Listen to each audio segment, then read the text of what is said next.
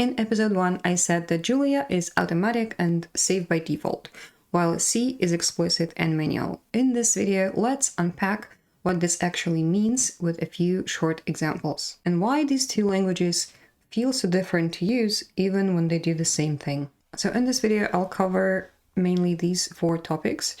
One of the biggest differences is the memory management. In C, basically you allocate and free memory yourself. Here is an example that I've created beforehand to demonstrate this point. Here, for example, we ask the operating system to allocate a block of memory or to reserve a block of memory for this variable. Then we manually assign the values to each of those 3 integer slots. This stuff here is supposed to print it out just to show you that that actually has happened. And at the end, when you are done using this, you're supposed to free that memory by calling this function. If we forget to do that, we leak memory. But if we free the memory too early, then we can potentially crash the program or at the very least get an undefined behavior. Okay, so now let's see this program in action. So I'm using a GCC compiler. Okay, so now we've done that, and it created this executable file for us. So now we can try and run it. And sure enough, we have the output. So everything worked great. Now let's look at the Julia side. What happens there? How do we do something like this in Julia? That's it. There is nothing more to it. So basically in Julia, allocation memory just happens. You don't have to worry about how it happens. All you do, you create an array and the runtime in Julia keeps track of it. When nothing in our program references this array anymore, there's a thing called garbage collector in Julia, and it goes and clears up the memory afterwards. So we don't have to worry about it. Now let's try and execute it. Actually, let me start the Julia REPL first. Oh. So now let's see. I'm pressing Control Enter, started the new Julia terminal on its own and executed this line here. So we see the output. Okay, so far for the memory management, it's really just very simple in Julia. We don't have to worry at all about allocating and freeing the memory ourselves. Julia does it for us. So Julia's runtime, and then the garbage collector goes and cleans everything that's not needed anymore. Next, we're going to look at bounds checking. Here are 2 simple lines in Julia. So suppose we allocate an array like this, and I'll do Shift and Enter to execute it. So we see the array has been created. Now, what if I want to access a 4th element in this array? As you can see, there is no 4th element. Oh, and by the way, Julia has a 1-based indexing, while C has a 0-based indexing. So now let's try to do that and see what we get. There we go. So bounds error, because we attempted to access element 4 in a 3-element vector. Now, if we go to the C side and try to do that. So here we allocated an array with 3 elements. Okay, now we try to access every element in it using the print statement and print that value out. And this should work because we have 3 valid elements. But then we try to go out of bounds and access a 4th element here, and it's gonna output something that we did not intend to. So it's not gonna stop us from getting the error like this. So it's on us to make sure we stay inside the bounds of the arrays we create. I've already precompiled the file, and now let's try to execute it. And this is what I meant. So the first 3 values are absolutely fine, and the 4th one, it's just some number that happened to be there in that location in memory. And so every time we do something, we really need to make sure we are aware of the sizes of arrays we create so that we don't go out of bounds. So to recap, Julia checks the array bounds for you. If you go out of range, it stops safely with an error. And in C, you are responsible for staying within limits or not. Okay, now let's talk about type handling. And whatever I will cover in this video is really barely scratching the surface of what we could possibly talk about when it comes to types and type handling. And so that will result in a number of more in-depth videos besides this one.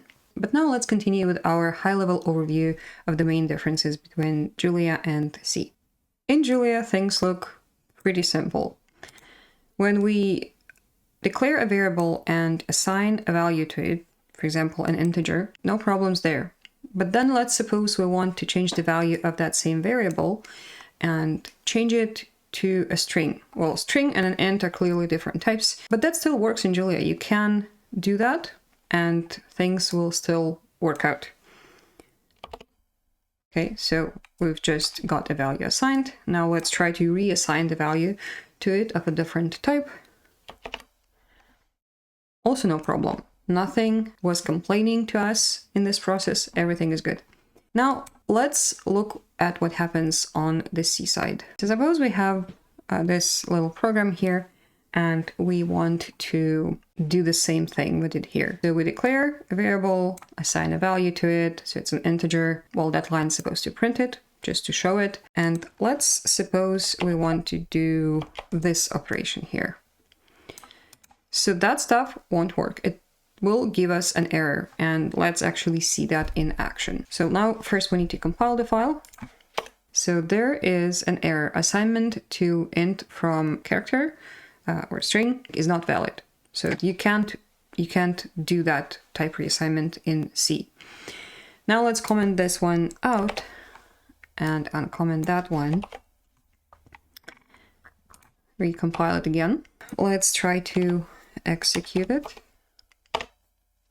And now it worked. So we could reassign the value as long as it's the same type. To store a text like that, we need to create a pointer. So this second example basically shows us a way around this. And so long story short, if we want a different type variable, we just declare a new variable. Or there is another way around it if we use different scopes.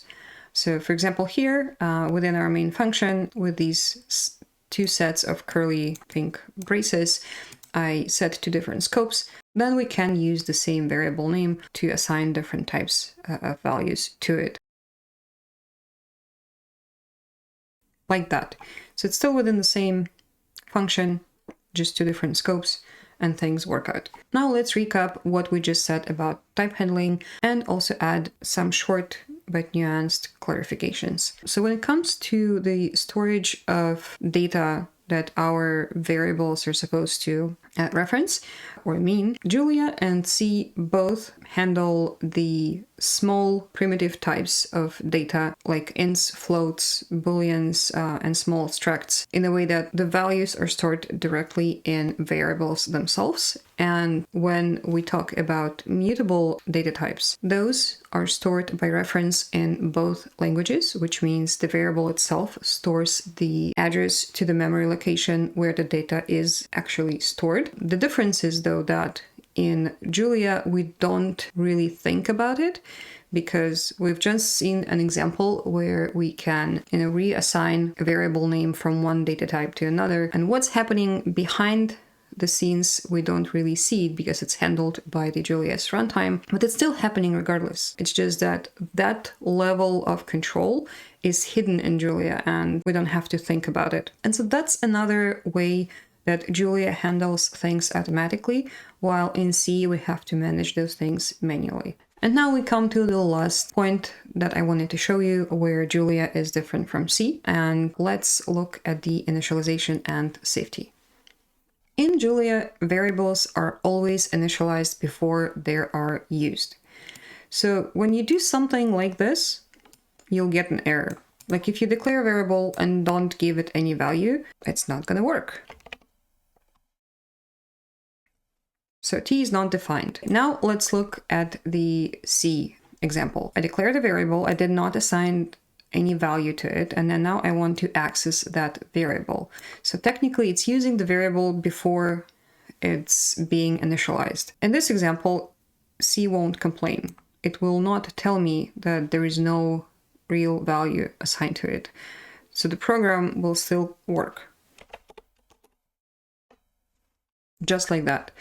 But again, it prints random garbage. So this number doesn't mean anything for me, and nor for my program. So in C, until you assign a particular value to your variable, it will just hold random bits of information that happen to be in the memory in that location. But on the Julia side, it will throw an error immediately. So there's no undefined behavior like this possible by definition on the Julia side. Sometimes in C, you will see code that does this. Sometimes you need to declare a variable in C before it has been given any value, usually because the value may depend on logic, or you will fill that value using a pointer later. So that is perfectly valid as long as you are aware of it. With these 4 short examples, I hopefully was able to show you what Julia automates and what C makes you manage. And that's why we say automatic versus manual. Julia eliminates an entire class of bugs that C programmers usually should watch out for. You know, you give up a little bit of control in Julia, but you gain a lot of safety and speed of development in return. And all these differences shape how you think when you code. In Julia, you focus on what you want to compute,